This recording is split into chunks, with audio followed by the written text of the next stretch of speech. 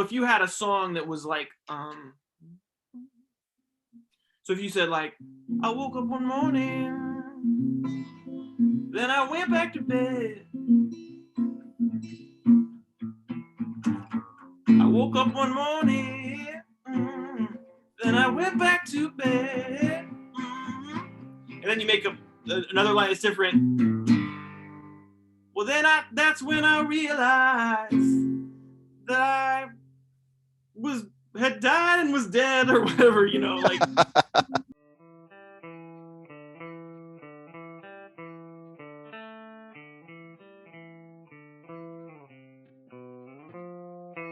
Welcome back to the Comics Cube, everyone. I'm back with Dave Chisholm, and we're going to talk about two things today. How are you, Dave? I'm good. How are you? I'm okay. Yeah. Right. Fully vaccinated. Like, all right. Moving on with life. Yeah. That's good for you. Yeah. That's awesome. Two things. Two things and two publishers. So the first one, Scout Comics, recently came out with the collection of your 4-issue comic Canopus. That's right. It came out in September. Yeah, mid-September. Yeah, mid-September. Yeah. As of this recording, it is now October the 1st where you are. Wow. It's October the 2nd where I am. Time jump. So what was the inspiration behind Canopus? Okay. Well, there's a couple different threads that came together for me for this one.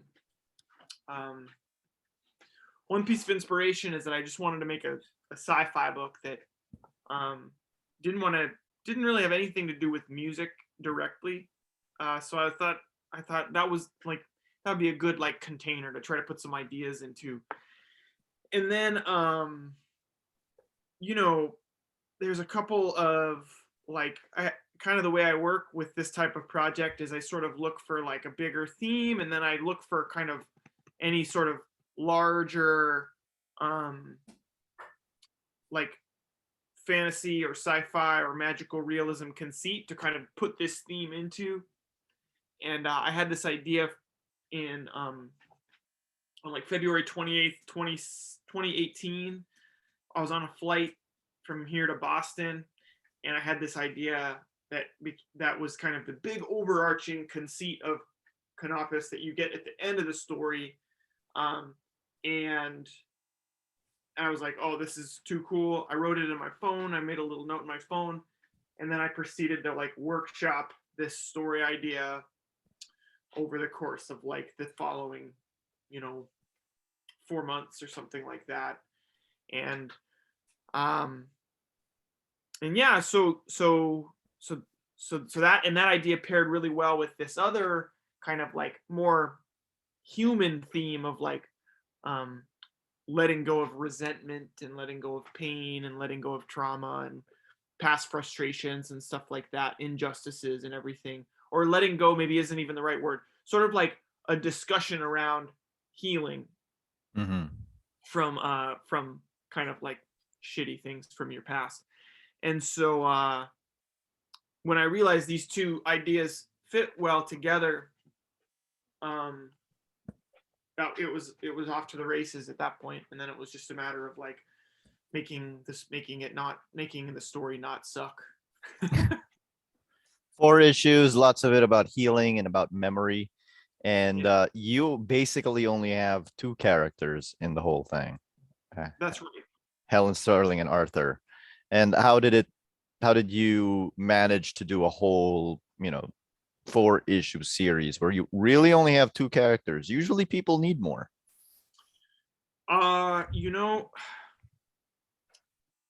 This is maybe a controversial take that's not smart to say out loud, but I'm not a smart man, so I'm going to say it.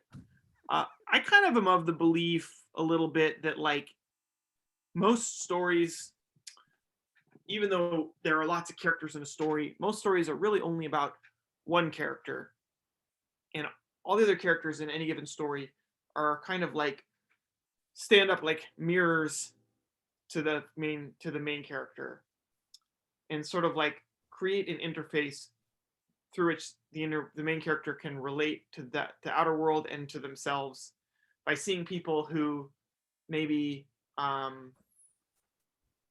have something that they don't have something that they want, and have to face the repercussions of whatever that is, or people who are going through exactly what they're going through, but are like handling it in a much better way or a much worse way or something like that.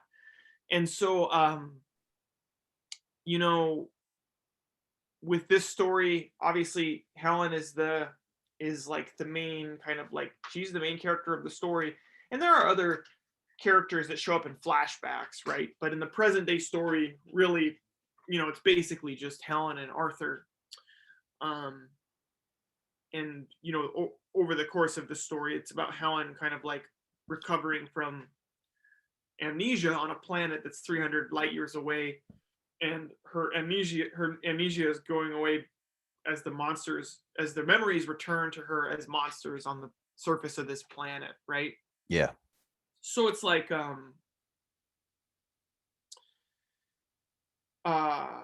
All the monsters are personifications right, all the of her monsters are memories. personifications of her memories or some sort of like token from a memory.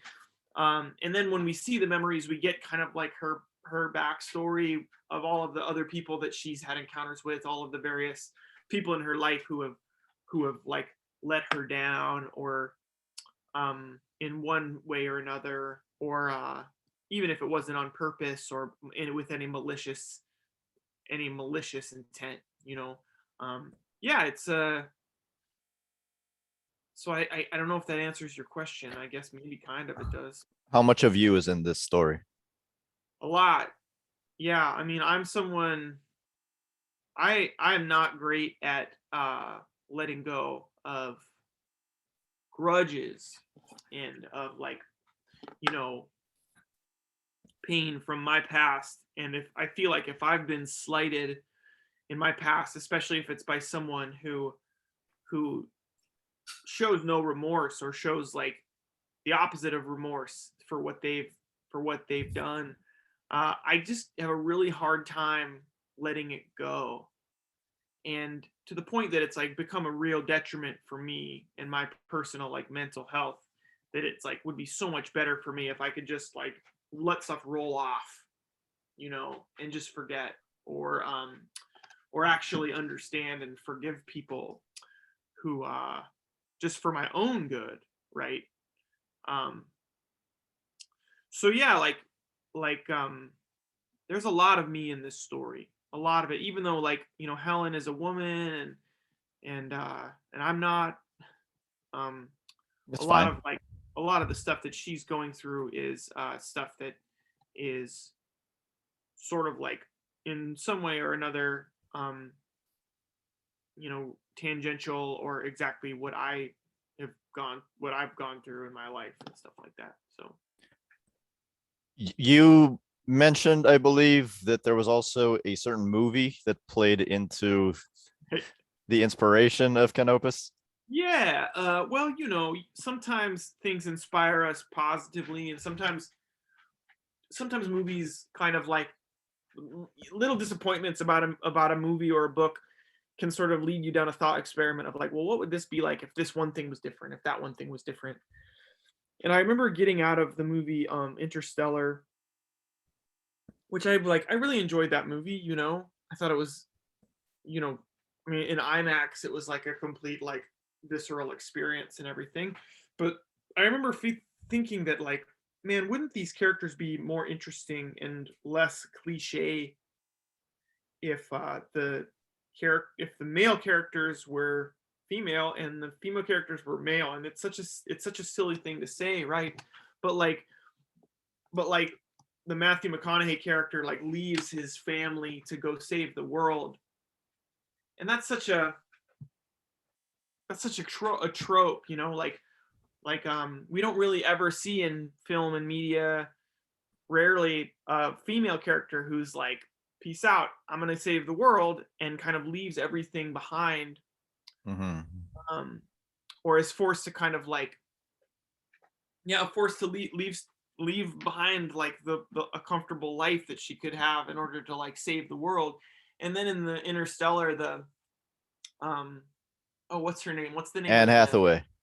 the Anne Hathaway character pontificates about like love as being sort of like this prime force in the universe, and again it sort of feels like wouldn't it be more like boundary breaking to have um like a like a male character, like a typically male character say something like that instead of have this woman say it as a direct opposition with like this, you know, heart versus head. And of course like the head, like the logical heady character is the male, and the heart character who's like following her intuition is a woman. And then they have this kind of like, and it felt a little bit like leaning really hard into like tropes and stuff like that. And then it kind of made me think about this like uh abandoning the world to save it, and how like I wanted to write a story with a woman who kind of was forced to, not forced, but like finds herself in that situation. I just thought it would be more, could be like a really rich story. So yeah. That's fine. Like that's how things inspire us sometimes, right? Like, have you ever read Alan Moore's Skiz? I haven't. So Skiz is one of the earliest things he did in 2000 AD, and he did it with Jim Bakey. Yeah. And it's about an alien who comes to Earth and is found by a teenage girl. And it's written in like pure Alan Moore style. But the only reason he wrote it was because 2080 told him, ET is popular. We need you to do something like ET. And he hadn't seen ET, so he just made something up. Yeah. Okay. So, so I mean, it's also got me thinking, like, what other movies can we pull from that we can just Right. change a little bit and come Right. up with something completely different? Right, man. Yeah, yeah. I mean, it's true. It's true. It's true. You know, like There's a starting point for all you creators out there. yeah, yeah. Just Like watch a movie and change something. what if Romeo and Juliet were like really, really, really old? Like West Side Story is just Romeo and Juliet in 1950s New York, Oh, it definitely is, right? man. So these pages, you know, they're really great, they're well crafted, but the things that really stand out to me are the memory dumps that she Mm, goes through, the double page spread memory dumps. yeah, Can cool. talk to Thank me about coming up with them and what the inspirations were behind them. Totally. Yeah. The inspiration for the memory dumps. Well, first off, like the story is pretty organized during the proper story, not the memory dumps, but during the regular story, it's pretty organized with good with reason, right? Um, so like there's a lot of like 9 panel kind of like the basic out like layout would be like 9 panels, 3 by 3, and there's a lot of like 3 panel beats that are kind of like I see them as like Sunday, or not like newspaper cartoons, you know, like three that are like one gag that's like 3 panels wide, you know. Um, and the way time passes in the present day is really methodical, really step by step. There's not a lot of big leaps in time and stuff like that. All of that is with the specific purpose of having her flashbacks be these super overwhelming, disorganized, messy, like over like panels overlapping, panels like in running off the page and in the gutters and everything like that, um, to kind of show in my, to the best of my ability, like how kind of approximate how memory feels and how this must feel for her, like totally overwhelming. So you're reading a story and you're like, yeah, I got this, I'm cool, I'm reading a comic book. And then you turn the page and you're like, oh man, this is like freaking me out, it's like overwhelming. And um you know, and so those scenes are actually inspired by a sequence in like this book, Asterios Polyp. I just happen to just always have one copy of this, One of the right? greatest graphic novels of all time. Yeah, it's the sequence where he has like a blister on his foot, and Yeah. he and then and then all of this whole flashback memory thing, where there's one story in the middle that is linear, and then all of the panels on the top and the bottom are like non-linear memories that are like sort of reminded that are associated with this in some way, or associated with the woman Anna. Hana in some way, right? So Yeah. it's this incredible sequence that like you know is a direct inspiration for this. So like thanks David Mazzucchelli. It's really awesome that you did that and you inspired my story, the construction of it anyway. Um, and yeah, those sequences were super fun to put together. Always a big challenge because, like you said, they're a bit of a dump in the sense of like they there's a lot of content on those pages. They're A lot of supposed to be a dump, right? That's what memory yeah, does. yeah, and Sometimes it it's like overwhelming. and it grinds and it kind of like makes the reading experience a little more slow, which I think like a on some people really want that. I think in a monthly comic and in like a comic because you get a lot of people complaining that comics are so decompressed and they finish an issue in like 2 minutes and blah blah blah. And for these comics, I think that these flashbacks force you to stop and consider what's going on, and then they just take longer to read. There's a lot of content on those pages. Um, so yeah, like it was definitely a formal decision really early on that this was going to be the presentation of this part of the story. Um, her whole past was going to be experienced by her in real time and experienced by us, the reader, in the same way that she's experiencing it. I love form. I love the formal side of comic making, and it's something that like I'll always consider when making my books. It's always like a top consideration. If you're looking at books to be inspired by, then there's, Asterios Polyp by David Mazzucchelli is there's a whole boatload in there. Like I've always been like when I read it, I just thought it was just the amount of thought that he put into it, because like Hana's name in Japanese means flower, and Mm, her last name is Sonnenschein, which is sunshine in German. Like, mm. right? Well, Just like little items like that. sure. But what? Yeah, go ahead. No, I was just gonna say it's one of those. It's one of those books that kind of like is a good lesson for creators that like don't why every element of your book you can treat as like a storytelling container, can hold some story, whether it's the character design or the environment design or the color design, the lettering design, like obviously the paneling and the way the flow works, the kind of transitions you go from panel to panel. um like why be lazy and leave any of those things just to be like to chance or to be like just it's your chance to like really like be in charge of every aspect of it, you know. You're hurting everybody who works Marvel style here, Dave. I To be honest, you know, I feel I hear you, and everyone has a different process. I will say for me, even when I'm working with another writer, I like working from scripts that are pretty detailed. I like that.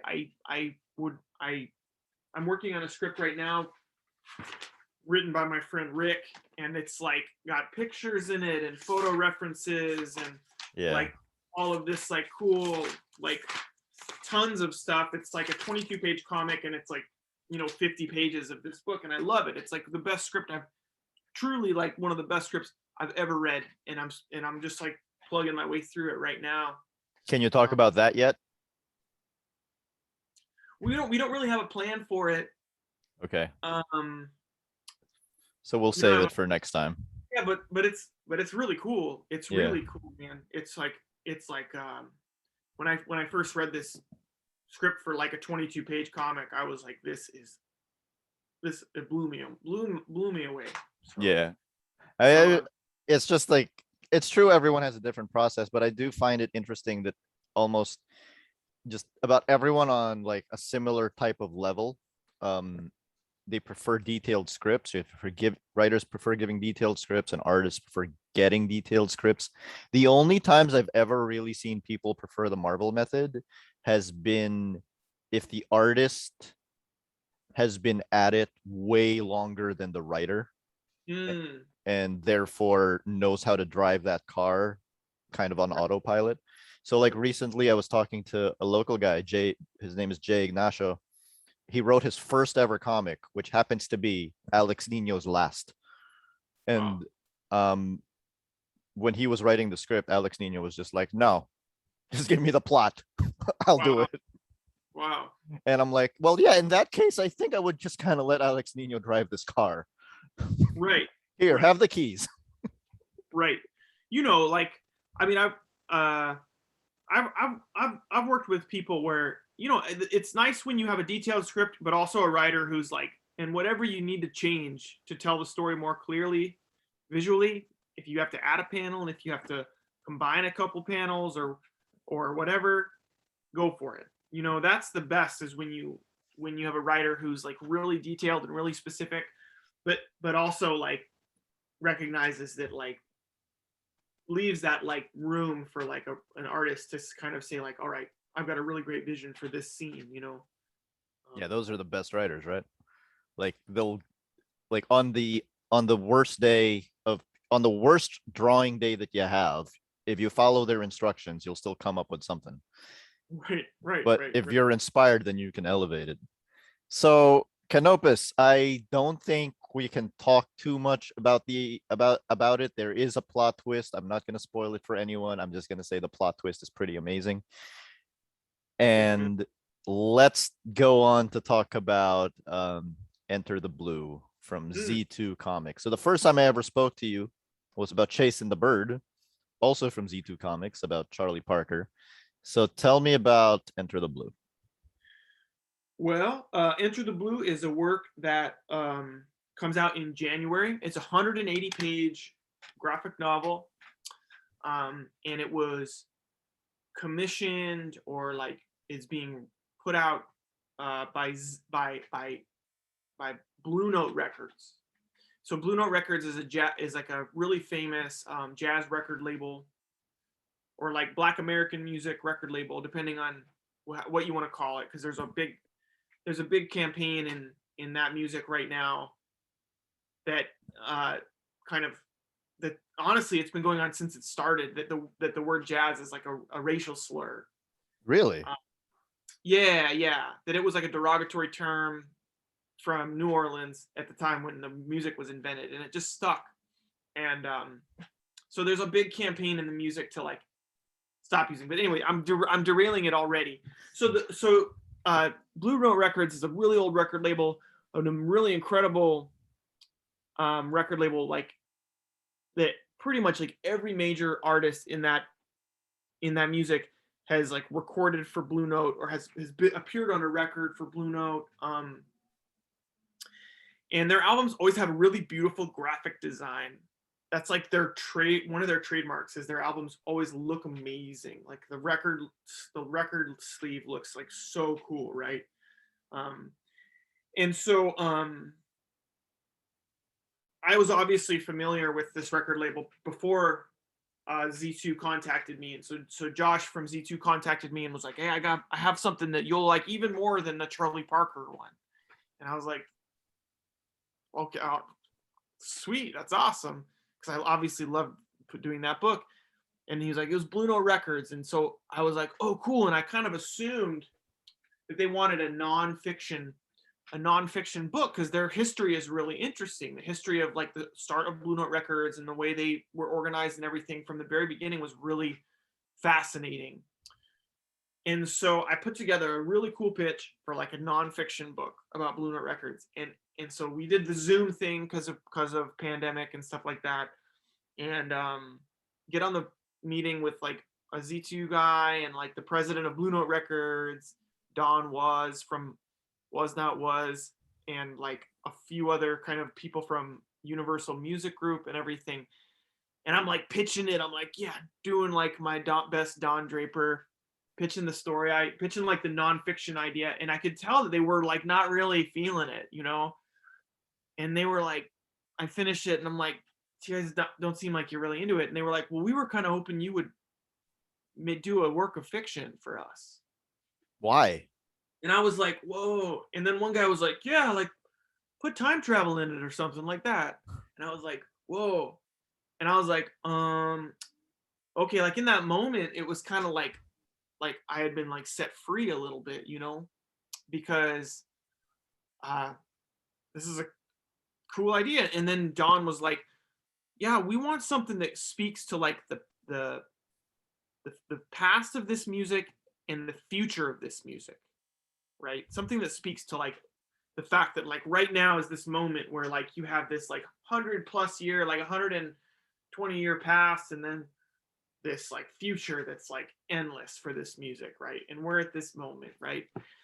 And so I was so kind of like I had this really moment of inspiration. I was like, oh well, what if we had a story about a teacher and a student, and that kind of speaks to this moment, right? Yeah. And there should, and then I kind of riffed a little bit on it, and then I was like, well, give me like a couple weeks.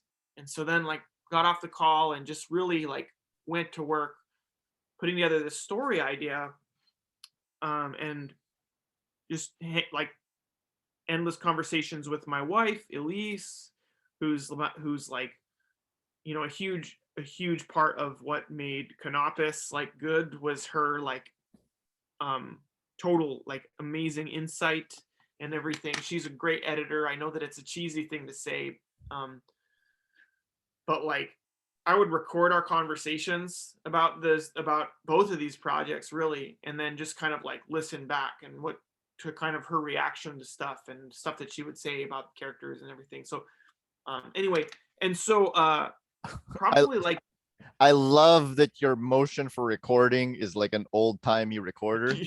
yeah, and not like You're- and I know you're just using your phone. yeah, record and so and so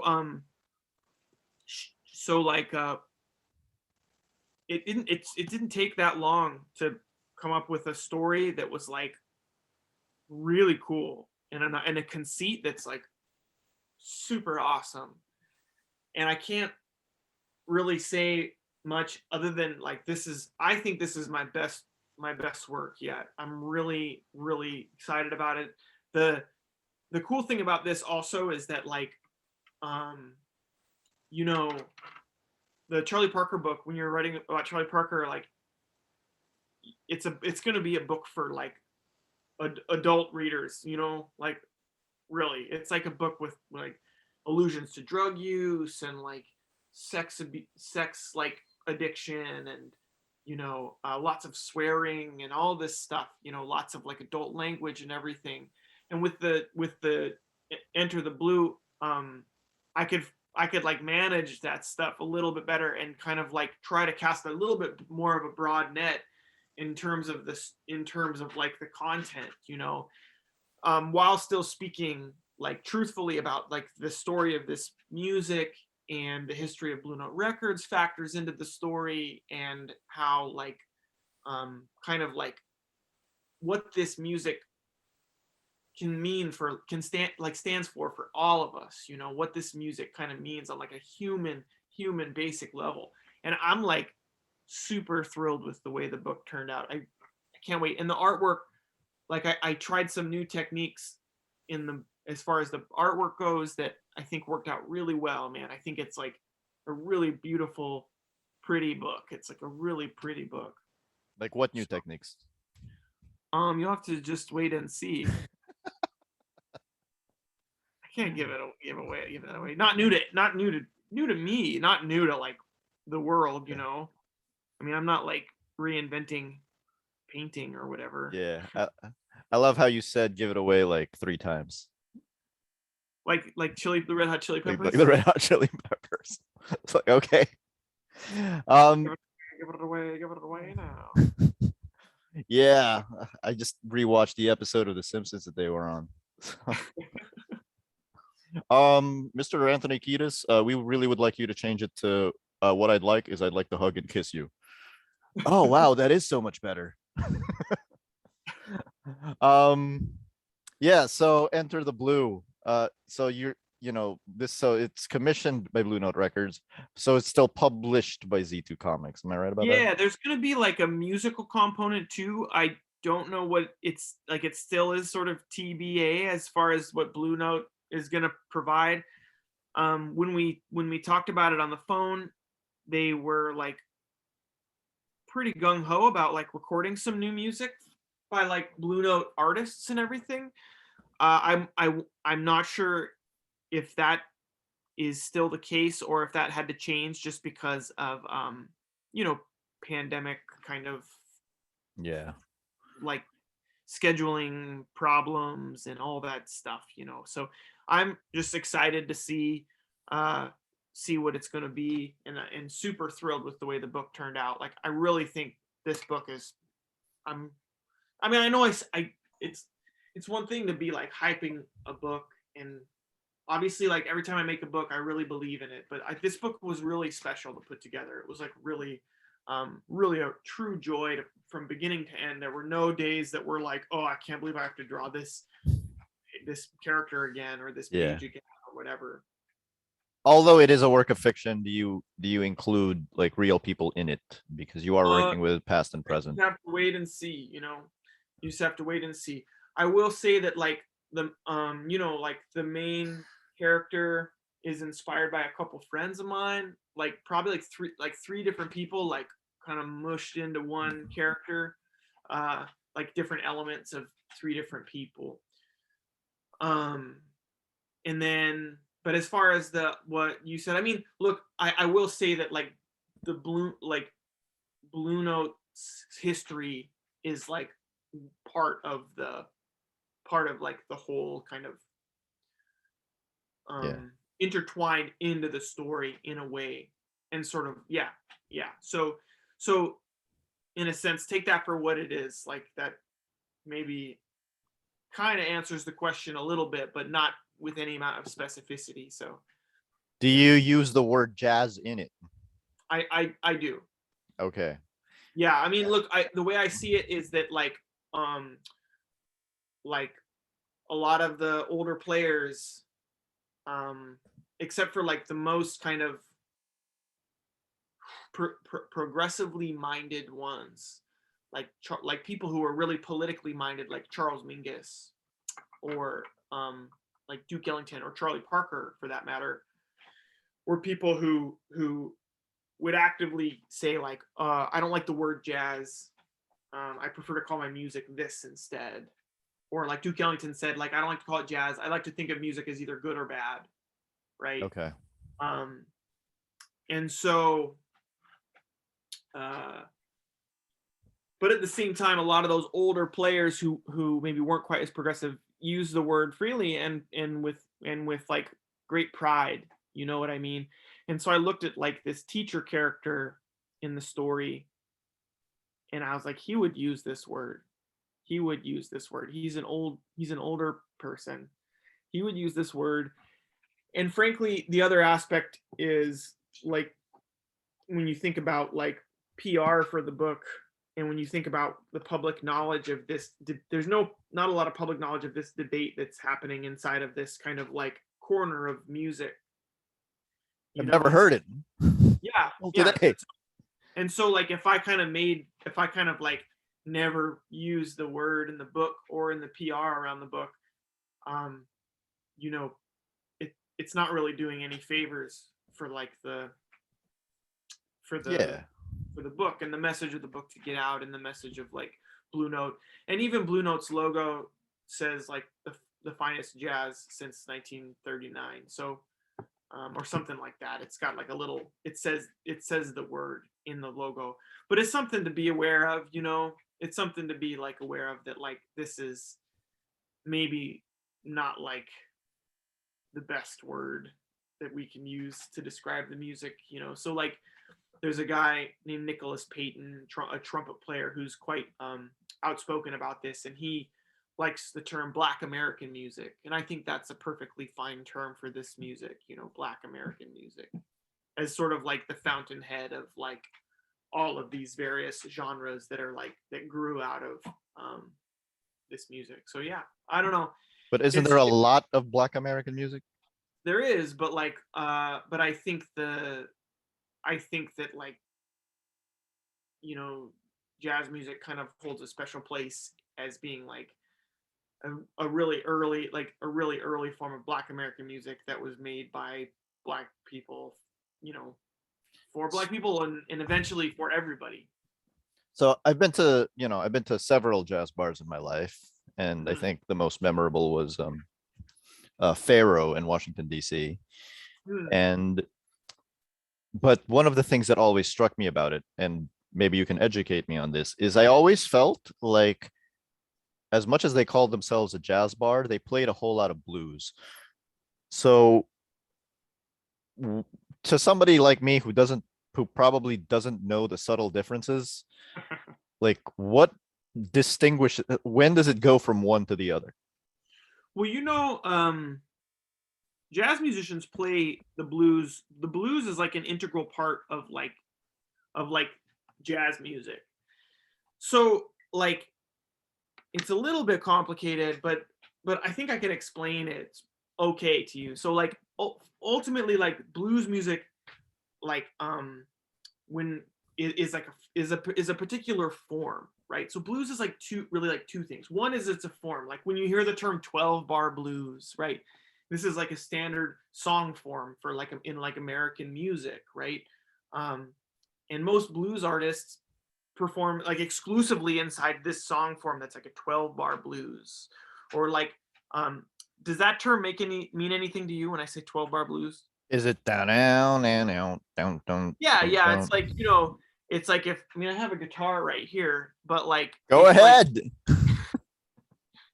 I don't want to like make a fool out of myself here, you know, but like uh so if you had a song that was like so if you said like I woke up one morning, then I went back to bed. I woke up one morning, then I went back to bed. And then you make another line that's different. Well, that's when I realized that I was had died and was dead or whatever, you know, like and like when you add that up, it's like 12 bars, you know, like 1, 2, 3, 4, like so anyway, like so and that's a song form, so that repeats over and over again, and then the soloist like goes bananas over that, that like structure, that 12 measure structure is repeated, right? And so like in a lot of ways what jazz music is and has always been is like a filter that like people put their original voice through. So like or people put like other songs and other genres through their personal filter. So like some of Thelonious Monk's like most famous songs are 12 bar blueses. It's blues, right? It might sound different than like BB King or like Muddy Waters or whoever, but the form itself is a blues, right? Yeah. Or like Duke Ellington wrote like a million blueses among a lot of other songs, right? And so like one element of jazz is taking like this other genre of music, whether that's blues or like Tin Pan Alley songs or like songs from musicals or like songs by Nirvana or whoever, and then you like run that through your personal filter and improvise with that music, and then that's kind of like what this music is in like a broad sort of like an overly broad definition of what this music is, right? If this is like um, a definition that totally ignores like the like black origins of this music. This is a definition that only deals with the personal filter. But like and so there is a lot of crossover between like the blues genre and the jazz genre. Is it a And crossover? Is it an umbrella? I think that jazz music is like ultimately a bigger umbrella that you can fit blues inside of that big umbrella. Um, and you know, like not to say that blues musicians are the same as jazz musicians or whatever. And these labels are ultimately what's like so annoying to like Charles Mingus and Duke Ellington, is to say like, well, this person is not a jazz musician. It's like, who cares, right? Mm, they didn't care. It doesn't really matter, you know. Um, yeah, I guess a lot of us feel the same way when people try to gatekeep comics. right? Yeah, yeah, Yeah. yeah, definitely. And so like, there's a lot of crossover, you know, like a lot of early jazz music is like indistinguishable from the blues. If you look at like, there's a famous recording by this guy named Jimmy Rogers.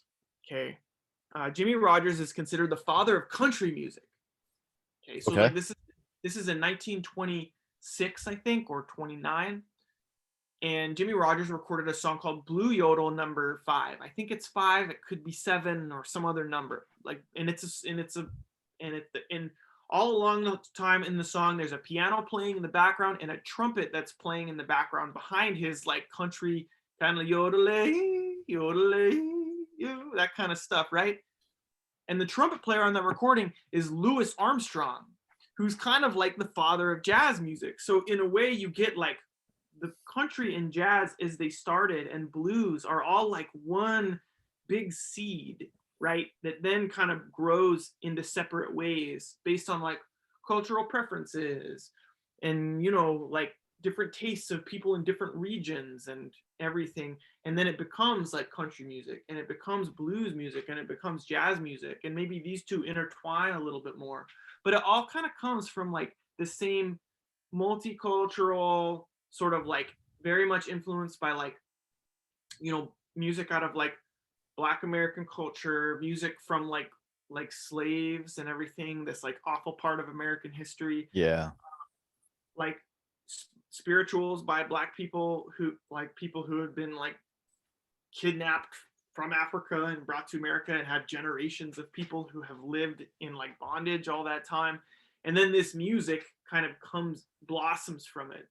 Um, in a way, like, again, that's a extremely oversimplified, over sanitized version of the story. There's a lot of exploitation. There's a Of lot of course. minstrel stuff that's like the super racist and super awful. Not to say, but this is good, this is cool.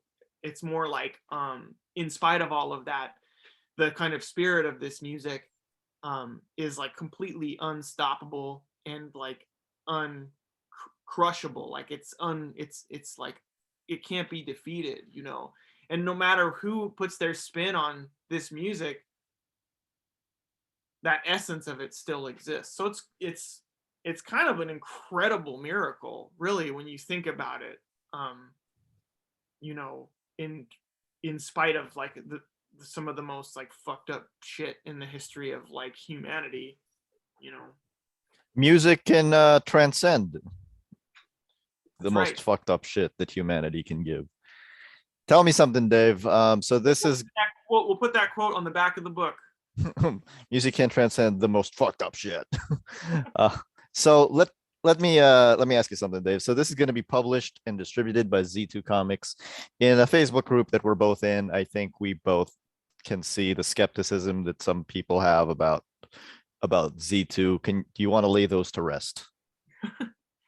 uh Boy, um I I've known Josh and Sridhar from Z2, who are like the kind of the head dudes at Z2 for like, I met Josh in 2013, right? At New York Comic Con that year. And like,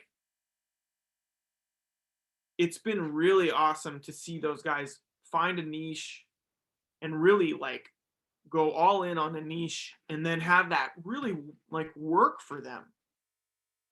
Um and then they've had the wherewithal and the kind of like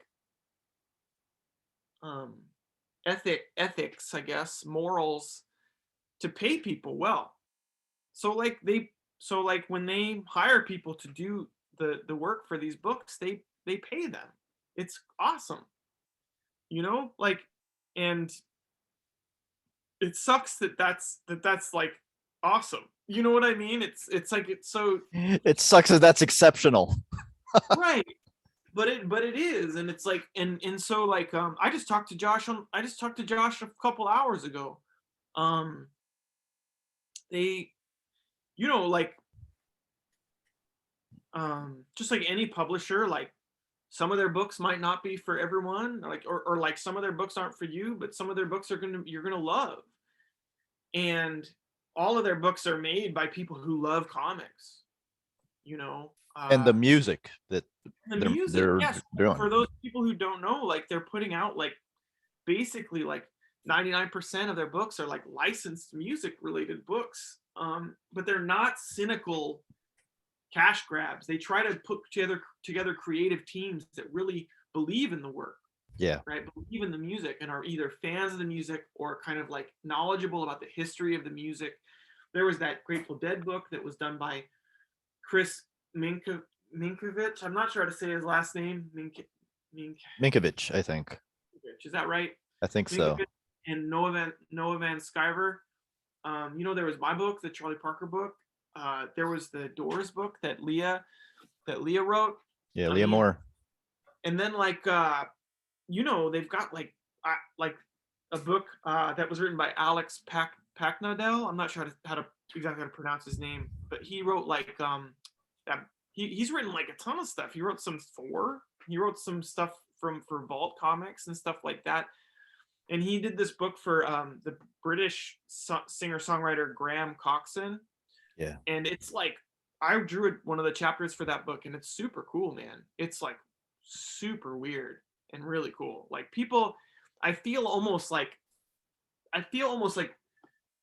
like these books will appeal to people who are fans of the music, and also people who like love like those old kind of like comics that like Eclipse Comics did back in like the 80s or something like that. Yeah. That are kind of like they feel really like, to me at least, the work I've done for them, they feel really free. They feel like the people making them just feel like free to just like, I'm just gonna do whatever the heck I want to do. And like and I don't know, it's just cool. It's cool. I mean, I'll keep if they knock on the door and ask me to do some more stuff for them, then I'm totally game. They've been really good for me, and I'm happy to kind of continue to do work for them. So anyone who's skeptical about them, like, just know that like they pay their artists, they pay their writers. Like, that should be enough for you to know that this is like not, you know, like a skeptical or Yeah. a cynical kind of scene. It's Josh and Sridhar really love comics. Those guys are like lifers for sure. One of the first books that Josh published was a Harvey Pekar book. Really? Yes, under the moniker Zip Comics, which is what Z1 is Zip Comics. Z2 is him kind of like put like, I think he did publish that book and then took a step away and kind of regrouped and wanted to kind of rebrand and start over. So he called it Z2. And yeah, I mean, I'm really happy with the work those guys are doing. So that's why it's called Z2. I was like, where's that from? But okay. I'm not breaking kayfabe too much there with that story. I think the only piece of thing, that would garner skepticism and did garner skepticism from me is that the ads say order, but it really should say pre-order. That's really all it is. I will pass that on to them. I mean, I agree that like maybe the like copy, the verbiage around their pre-order system could have, if it would have been worded a little bit differently. I think that some of the kind of like complaints and stuff, because it's basically like, their projects have like these pre-orders, and then like it's almost like a Kickstarter in a way, because that like offsets the cost of the like printing and stuff like that. I'm not sure if that's how they're still operating. don't, thankfully, I don't know the inner workings of all of that stuff. And so like ultimately it's not for me to kind of like criticize and criticize and everything like that. You know, I just you know, I just want everyone to be happy. Is that too much to ask for? Yes.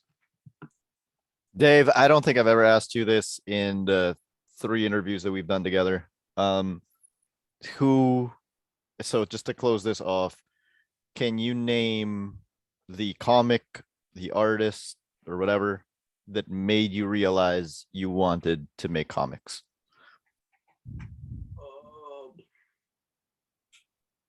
I think it's happened several times in my life, you know. Okay, so firstly, this is going to be too long of an answer, so apologies in advance. But the first one is when I was really, really little, and He-Man toys would come with a little mini comic. You know, I just impulse bought this, and this is all the Masters of the Universe mini comics. I have that too. It's 1,200 pages, man. It cracked me up when I got it, and I was like, I can't believe I bought this thing. It's Me too. really fun.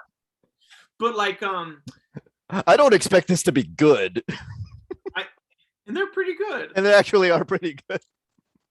So I made a bunch, like I made comics when I was really young, kind of inspired by that stuff. When I was really, really young, like 5 years old, they were just, but that was what I wanted to do. I wanted to make comics back then. And then, you know, Todd McFarlane, like Spider-Man comics from like the early 90s were kind of like, that's all I wanted to draw at that point. And you kind of like boomerang back over like, oh, I wanted to be a paleontologist for a while. Now I'm back into comics. I want to do comics. And then music kind of takes over. And then in high school, I discovered Akira, right? And so Otomo's work became like everything to me. And all my stuff looked like just as close to his stuff as I could, which wasn't that close, admittedly, for a high school, like a stupid high schooler. And then you know, I went to college for music, and then I finished that and toured with like a band for a few years, and then that fell apart, and I just wanted to make comics. And at that point, I discovered like the work of like Paul Pope, and that was really liberating for me because his work felt really free to me. It felt really like free, both as in terms of his line work and his art and his gesture, but also in his writing. And a lot of people talk like shit on his writing, which I think is kind of silly to do. I think it is what it is. I think I like, you know, his writing and everything. And then, you know, like I continue to be reminded all the time, like Frank Wiley is probably the next one after that, where I kind of like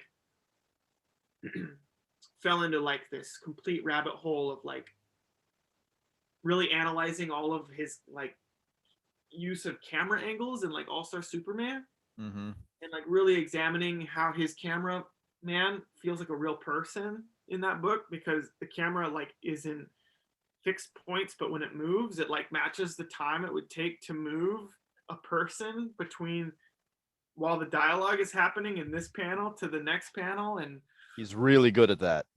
And it's like this such a it's amazing. And just kind of like that inner working. And then like obviously Mazzucchelli is maybe like the one wrapped in there somewhere too. And it just every day I just am reminded like how much I love this, and it's like such a lifelong love, you know. It's good. What about J.H. Williams? Oh yeah, of course. You know, Promethea was like literally a religious experience for me. Like not even like a religious experience. Like that book is amazing, and in no small part because of J.H. Williams' incredible skill. Yeah, when people talk about Alan Moore, who is my favorite like all-time writer, but I think that the secret to Alan Moore's success is look at all of the artists he's worked with. Yeah. They're all amazing. Yeah. Yeah. Yeah, it's pretty unbelievable, man. Yeah, Dave Gibbons, Brian Bolland, J.H. Williams, Gene Ha, Hilary Barta. Amazing. Yeah, Uh, yeah. any closing words, Dave? If you want to pre-order the new book, you just go to my website, davechisholmmusic.com, and you can click through to pre-order. You can also just go to like Z2 Comics and just Google, like search for Blue Note or whatever on their website. And stick around. There's more cool stuff on the way. I'm always working, so can't wait. Awesome. Thank you, Dave. Thank you so much for Great having me. interview Oh, again.